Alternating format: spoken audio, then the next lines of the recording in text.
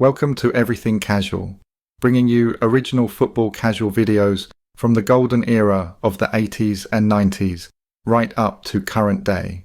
Football away day stories and historic clashes between football firms. Subscribe so you don't miss out. We upload videos every week. At Everything Casual, we try and bring you everything to do with the football, casual world and culture, stories, rivalries, firms, but we also bring you crime stories and news that tie into the football casual world. So this video is about a former football hooligan that is now big in the political world and considers Nigel Farage a close friend. We will be bringing you our traditional football hooligan vids again next week at some point. But for now, let me tell you the story of Matthew MacKinnon. Here we go. The football hooligan, now working for Nigel Farage. The first thing most people see today when they look at Matthew MacKinnon is a polished political operator standing shoulder to shoulder with Nigel Farage and helping shape the future of Reform UK. A man in a suit, a strategist, a fixer, a behind-the-scenes operator helping write manifestos, courting business leaders, and building one of the fastest rising political movements Britain has seen in decades. But if you travelled back just over a decade, you would have found a completely different Matthew MacKinnon, a young Swansea City supporter mixed up in the violent world of football hooliganism, a member of the infamous Swansea Jack Army scene, a man handed a football banning order after admitting involvement in disorder linked to matches. And now, after Reform UK's explosive success in the local elections, with over 1,000 seats gained and the party becoming a genuine political force across Britain, the story of Matthew MacKinnon suddenly becomes far more interesting. Because this is not just a story of a politician, it is the story of how somebody can move from the terraces into the heart of British politics. And whether people like it or not, Matthew MacKinnon is now one of the men helping shape Reform UK's future. To understand the story properly, you first have to understand Swansea.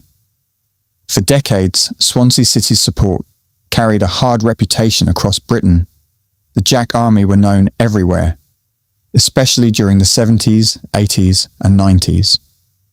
Their rivalry with Cardiff City's Soul Crew became one of the most bitter and violent football feuds in British football culture. The Swansea Jacks evolved through the classic hooligan generations: skinheads, bother boys, casuals, Stone Island culture, designer labels, train station ambushes, city centre clashes. All of it became part of the mythology surrounding Swansea's football scene.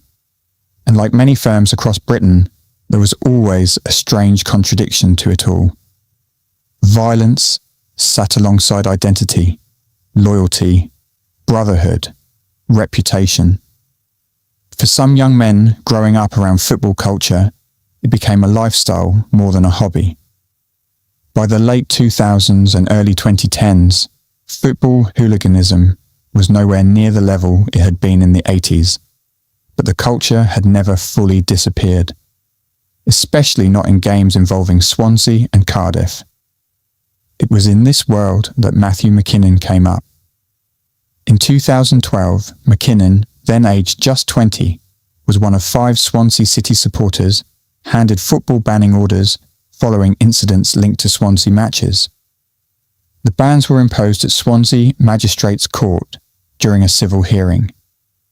Importantly, none of the men had criminal convictions for football violence.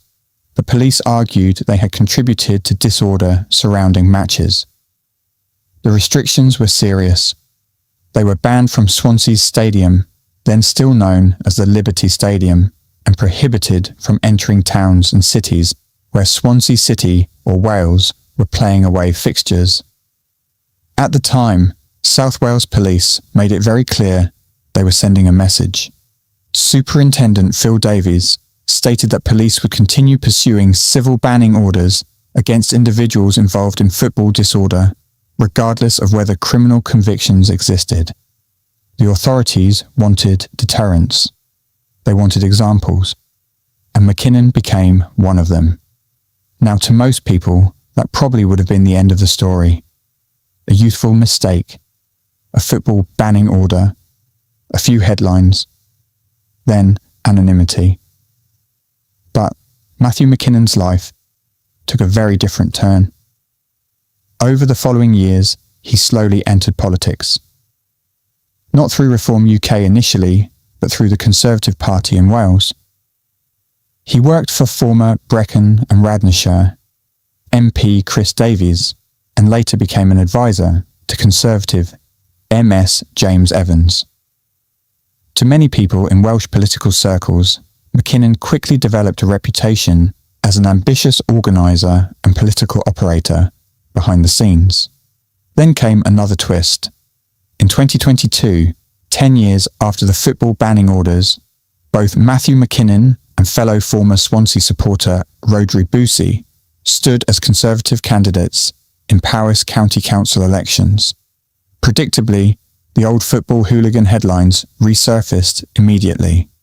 The media dug everything back up: the banning orders, the Swansea connection, the violence allegations. The Welsh Conservatives defended them publicly, stating the incidents happened when both men were much younger and emphasising that neither had criminal convictions for football violence. MacKinnon himself also addressed the controversy directly.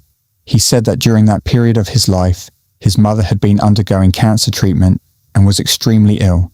He described himself as emotionally vulnerable at the time and claimed he had been guilty largely through association with individuals around him. He also stressed repeatedly that he had never been charged with a criminal offence and pointed out that his political work required enhanced DBS checks.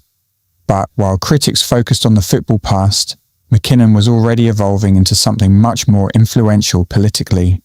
He co-founded the Centre for Welsh Studies alongside Powell, a right-leaning think tank that pushed free market policies and pro-Brexit ideas within Wales. The organisation openly worked with the Atlas Network, a large American-based network supporting free market think tanks around the world. For supporters, this represented serious political organisation and ideological direction. For critics, it showed increasing American-style right-wing influence entering Welsh politics. But regardless of which side people stood on politically, one thing was becoming obvious. Matthew MacKinnon was no longer some former football hooligan from Swansea. He was becoming deeply connected inside political networks.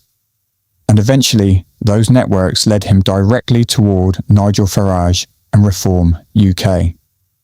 As Reform exploded in popularity following Britain's growing dissatisfaction with both Labour and the Conservatives, MacKinnon emerged as one of Farage's trusted men behind the scenes.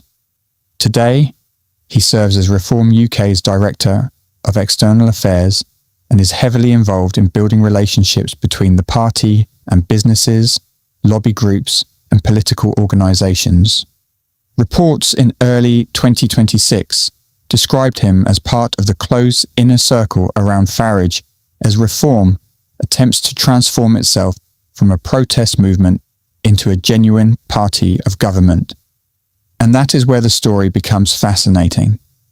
Because in many ways, Matthew MacKinnon perfectly represents the strange evolution of modern British politics. Working class football culture, Brexit politics, anti-establishment anger, national identity, disillusionment with mainstream parties. All of these worlds now overlap. The same kinds of frustrations once heard on football terraces are now increasingly being heard inside ballot boxes.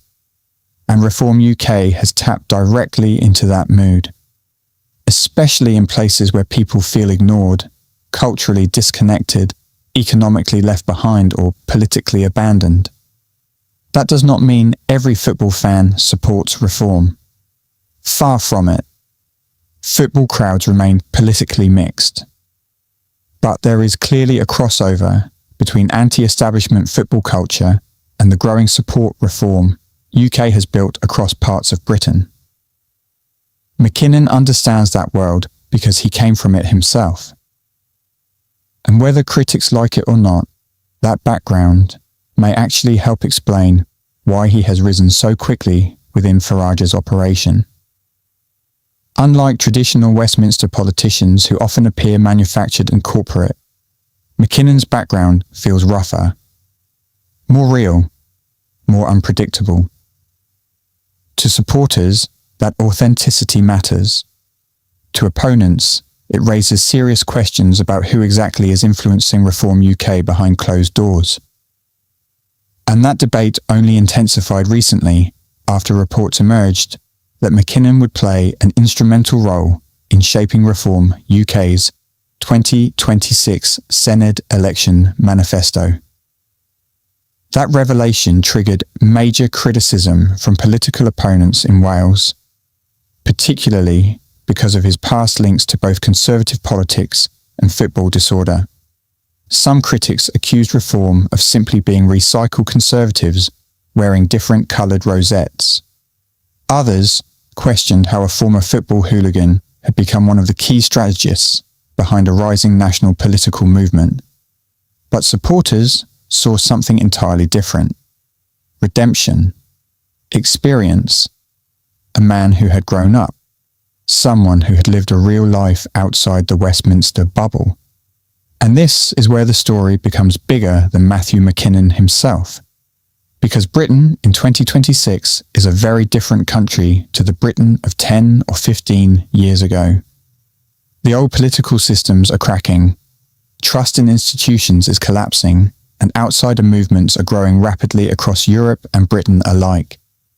That environment creates opportunities for unconventional political figures to rise in ways that once seemed impossible. Former traders, media personalities, activists, businessmen, and yes, even former football hooligans. In another era, Matthew MacKinnon's football banning order would probably have permanently ended any political career before it started.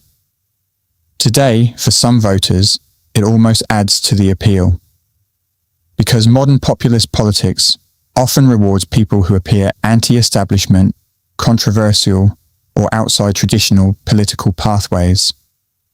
And MacKinnon clearly understands how modern political branding works. He has quietly moved from the terraces of Swansea into meetings with business leaders, lobbyists, and senior political figures, from football disorder hearings to helping shape national political strategy, from banned football supporter to one of Nigel Farage's closest Welsh operators. Whether Reform UK continues rising or eventually collapses under pressure remains to be seen. British politics changes quickly, but right now, as Reform continues making gains across the country and establishing itself as a genuine electoral force, Matthew MacKinnon's story stands as one of the strangest and most unexpected transformations in modern British political life. A Swansea football hooligan, once banned from grounds across Britain, now helping write the future direction of a political party that believes it could one day govern the country.